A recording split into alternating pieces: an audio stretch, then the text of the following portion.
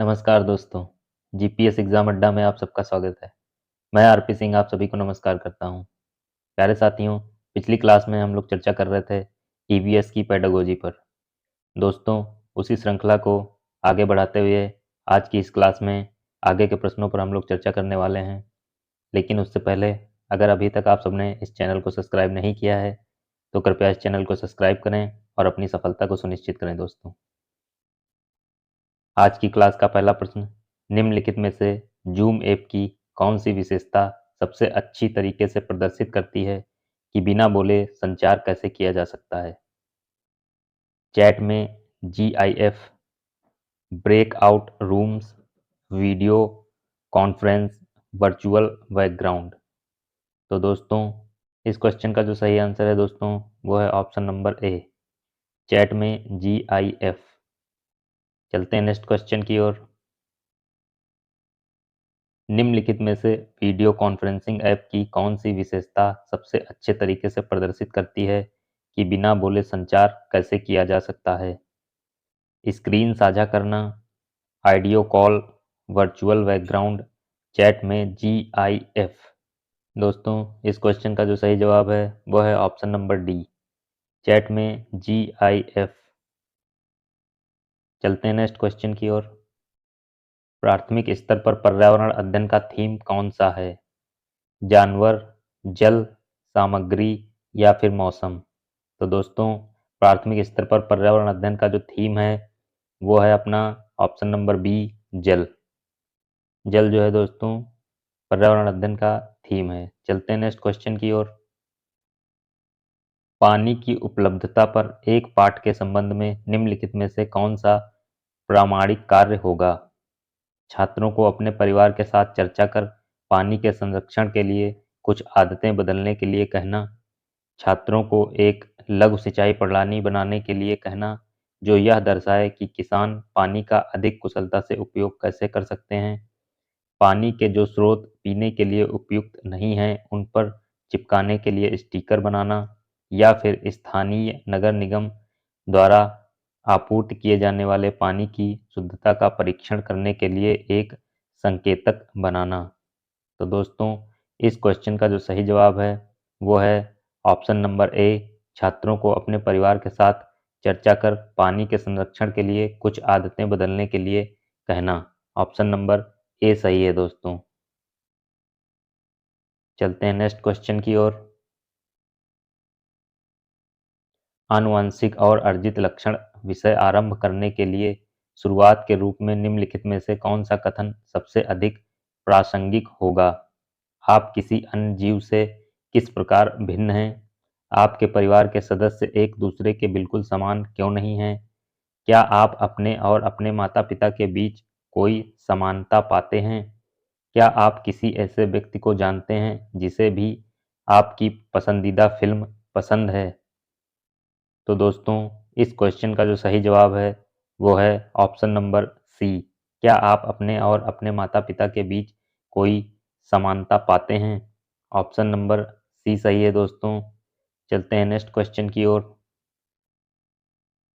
सुश्री देबोज्योति समुदाय से प्राप्त उदाहरणों का प्रयोग करते हुए पर्यावरण में चीजों को अन्योन्याश्रयता का विचार सिखा रही है। निम्नलिखित में से कौन सा उदाहरण इस धारणा को समझाने के लिए सबसे उपयुक्त है? एक डाकघर, एक परित्यक्त इमारत, एक नाली या फिर एक किराने की दुकान? तो दोस्तों, इस क्वेश्चन का जो सही जवाब है वो है ऑप्शन नंबर डी, एक किराने की दुकान। चलते हैं नेक्स्ट क्वेश्चन की ओर। प्राथमिक स्तर पर ईवीएस सीखने के लिए चुनौती है: रटना सीखना, अवधारणाओं का विवरण, सम्मित आधारित सीखने का स्तर, बच्चों को अपने लिए ज्ञान का निर्माण करने का अवसर देना। तो दोस्तों, प्राथमिक स्तर पर ईवीएस सीखने के लिए जो चुनौती है वो है बच्चों को अपने लिए ज्ञान का निर्माण करने का अवसर देना दोस्तों। ऑप्शन नंबर डी सही है। चलते हैं नेक्स्ट क्वेश्चन की ओर। विभिन्न प्रकार के कच्चे माल पर एक पाठ के संबंध में निम्नलिखित में से कौन सा प्रमाणिक कार्य होगा? विद्यार्थियों को भूमिका निर्वहन के माध्यम से धार की कटाई और बाजारों में लाए जाने को दर्शाने को कहना। विद्यार्थियों को उनकी मेज के लिए अपनी पसंद के कच्चे माल से एक पेंसिल स्टैंड बनाने को कहना। विद्यार्थियों को एक पुराने सूती कपड़े पर फैब्रिक रंग से दोबारा पेंट करके अपने घर के लिए मेजपोश बनाने को कहना। विद्यार्थियों को विद्यालय के भवन के चारों तरफ चक्कर लगाने को कहना और पहचानना कि विभिन्न वस्तुओं में क्या-क्या कच्चे माल का प्रयोग किया गया है। तो दोस्तों, इस क्वेश्चन का जो सबसे सटीक और सबसे सही उत्तर है वो है ऑप्शन नंबर बी। विद्यार्थियों को उनकी मेज के लिए अपनी पसंद के कच्चे माल से एक पेंसिल स्टैंड बनाने को कहना। दोस्तों, ऑप्शन नंबर बी सही है। चलते हैं नेक्स्ट क्वेश्चन की ओर। प्राथमिक स्तर पर ईवीएस के पाठचर्या में उप विषय है। दोस्तों, ईवीएस की पाठचर्या में जो उप विषय है वो हमें बताना है पौधे, आश्रय, यात्रा या फिर परिवार और दोस्त। तो दोस्तों, प्राथमिक स्तर पर ईवीएस में जो उप विषय है वो है अपना पौधे। ऑप्शन नंबर ए सही है। दोस्तों, ऑप्शन नंबर ए सही है। चलते हैं नेक्स्ट क्वेश्चन की ओर। प्रयोग से हम विशिष्ट निष्कर्ष प्राप्त कर पाते हैं। प्रयोग के उपयोग से विशिष्ट निष्कर्ष प्राप्त करने का निम्नलिखित में से कौन सा सर्वश्रेष्ठ उदाहरण है? भोजन पचाने में लगने वाला समय ज्ञात करने के लिए सभी विद्यार्थियों को एक समान भोजन खाने को कहना। कक्षा में विभिन्न स्थानों पर गुड़ के टुकड़े रखकर देखना कि अलग-अलग स्थानों पर चींटियां कितने समय में पहुंचती हैं। समझना कि चाय का गर्म प्याला ठंडा क्यों हो जाता है जब हम उस पर हवा फूंकते हैं। पानी में एक भरी बोतल और एक खाली बोतल फेंक कर जांचना कि कौन सी बोतल ऊपर तैरती है। तो दोस्तों, जो सर्वश्रेष्ठ उदाहरण है वो है ऑप्शन नंबर सी। समझना कि चाय का गर्म प्याला ठंडा क्यों हो जाता है जब हम उस पर हवा फूंकते हैं। दोस्तों, इसलिए ऑप्शन नंबर सी जो है वो सही है। दोस्तों, चलते हैं नेक्स्ट क्वेश्चन की ओर। शैक्षिक उद्देश्य विद्यार्थी संचारी और गैर संचारी लोगों के बीच अंतर को समझेंगे। निम्नलिखित में से कौन सा प्रश्न दिए गए शैक्षिक उद्देश्य का सबसे अच्छी तरह से परीक्षण करता है? दोस्तों, हम कोविड से बचाव के लिए मास्क का उपयोग करते हैं लेकिन सामान्य सर्दी से बचाव के लिए नहीं, क्यों?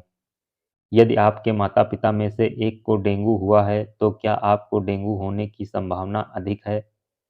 सामान्य सर्दी का संचार मधुमेह के संचार से अलग कैसे है? बैक्टीरिया और वायरस से विभिन्न प्रकार के कौन से रोग होते हैं? तो दोस्तों, इसका जो सबसे सटीक प्रश्न है वो है दोस्तों ऑप्शन नंबर सी। सामान्य सर्दी संचार मधुमेह के संचार से अलग कैसे है? दोस्तों, ऑप्शन नंबर सी सही है। चलते हैं नेक्स्ट क्वेश्चन की ओर। एक शिक्षक कक्षा में दो गमलों में लगे पौधे लाती है। उनमें से एक गुलाब का है और दूसरा अदरक का। इन पौधों का प्रयोग करके निम्नलिखित में से कौन सा विषय प्रस्तुत नहीं किया जा सकता? दोस्तों, नहीं किया जा सकता हमें बताना है फूल के भाग, पौधों में अनुकूलन, पौधों में विविधता, पौधों में बीजों का स्थानांतरण। तो दोस्तों, इस क्वेश्चन का जो सही जवाब है वो है ऑप्शन नंबर डी। दोस्तों, पौधों में बीजों का स्थानांतरण विषय प्रस्तुत नहीं किया जा सकता। दोस्तों, चलते हैं नेक्स्ट क्वेश्चन की ओर। प्राथमिक स्तर पर पर्यावरण अध्ययन की बाल केंद्रित प्रकृति किसके कारण है? गतिविधि आधारित शिक्षा, रटना सीखना, पाठ्यपुस्तक आधारित शिक्षा, सीखने के लिए स्कूल, घर और समुदाय की भागीदारी। सही विकल्प का चुनाव कीजिए। दोस्तों, ऊपर 4 बिंदु दिए गए हैं और नीचे हमें 4 ऑप्शंस दिए गए हैं जिनमें से हमें सही ऑप्शंस का चुनाव करना है। दोस्तों, तो दोस्तों, प्राथमिक स्तर पर पर्यावरण अध्ययन की बाल केंद्रित प्रकृति जो है वो किसके कारण है? दोस्तों, तो वो है अपनी गतिविधि आधारित शिक्षा और सीखने के लिए स्कूल, घर और समुदाय की भागीदारी। ए और डी सही है। दोस्तों, इसलिए अपना जो है ऑप्शन नंबर डी सही हो जाएगा दोस्तों। ऑप्शन नंबर डी सही है। चलते हैं नेक्स्ट क्वेश्चन की ओर। 8 विद्यार्थियों के समूह में से प्रत्येक समूह ने वन्य जीवों के संरक्षण के लिए लघु नाटिका प्रस्तुत की। उनके पर्यावरण अध्ययन की अवधारणाओं की समझ और सृजनात्मक अभिव्यक्ति का सर्वाधिक उपयुक्त आकलन किया जा सकता है। दोस्तों, सर्वाधिक उपयुक्त आकलन किसके द्वारा किया जा सकता है, ये हमें बताना है। पोर्टफोलियो के द्वारा, प्रस्तुति का अवलोकन एवं रिकॉर्डिंग, पर्यावरण अध्ययन, संप्रत्ययों की प्रस्तुति एवं समझ के आकलन के लिए रूब्रिक्स, पर्यावरण अध्ययन अवधारणाओं को जांचने के लिए प्रस्तुति के उपरांत पेन पेपर परीक्षा। तो दोस्तों, सबसे उपयुक्त आकलन जो किया जा सकता है दोस्तों, वो है ऑप्शन नंबर सी, पर्यावरण अध्ययन संप्रत्ययों की प्रस्तुति एवं समझ के आकलन के लिए रूब्रिक्स। दोस्तों, ऑप्शन नंबर सी सही है। चलते हैं नेक्स्ट क्वेश्चन की ओर। आप बहरेपन और गूंगेपन की अक्षमता और बिना बोले संवाद कैसे करें, इस बारे में एक अध्याय पढ़ा रहे हैं। एक बच्चा पूछता है, हम सब बोल सकते हैं, तो हम इसे ईवीएस में क्यों पढ़ रहे हैं? निम्नलिखित में से कौन सा उत्तर ईवीएस में पाठ को सीखने के प्रयोजन का सबसे अच्छा वर्णन करेगा? कुछ लोग आप सभी से अलग हैं, उनके पास चुनौती है जहां वे सुन या बोल नहीं सकते। आपको यह समझने की आवश्यकता होगी कि उन्हें क्यों माना जाता है। कुछ लोगों के पास चुनौती होती है जहां वे सुन या बोल नहीं सकते। जब आप उनके साथ बातचीत कर रहे हों तो आपके सावधान और सतर्क रहने की ज़रूरत है। यह अध्याय ऐसे परिदृश्यों में आपकी सहायता करेगा। आप में से कुछ लोग बड़े होकर डॉक्टर बनना चाहते हैं। विभिन्न प्रकार की समस्याओं और शारीरिक चुनौतियों को समझना उस ओर पहला कदम है। हम सभी की अलग-अलग क्षमताएं और बाधाएं होती हैं। कुछ लोगों के पास चुनौती होती है जहां वे सुन या बोल नहीं सकते। हमें यह समझने की ज़रूरत है कि उनके साथ कैसे संवाद किया जाए और समावेशी कैसे बने। तो दोस्तों, इस क्वेश्चन में एक ही ऑप्शन है जिसमें समावेशी शब्द आया है, इसलिए दोस्तों इस क्वेश्चन का जो है ऑप्शन नंबर डी सही हो जाएगा दोस्तों। ऑप्शन नंबर जो डी है वो सही है दोस्तों। तो दोस्तों, ये था आज की क्लास का अंतिम प्रश्न। उम्मीद करता हूँ आज की क्लास आप सब लोगों को अच्छे से समझ में आई होगी। इसी आशा के साथ कि आप सब लोग अपनी तैयारी में व्यस्त होंगे, मैं आरपी सिंह आज की क्लास से विदा लेता हूँ। मिलता हूँ अगली क्लास में इसके आगे के प्रश्नों के साथ। तब तक के लिए धन्यवाद। नमस्कार दोस्तों।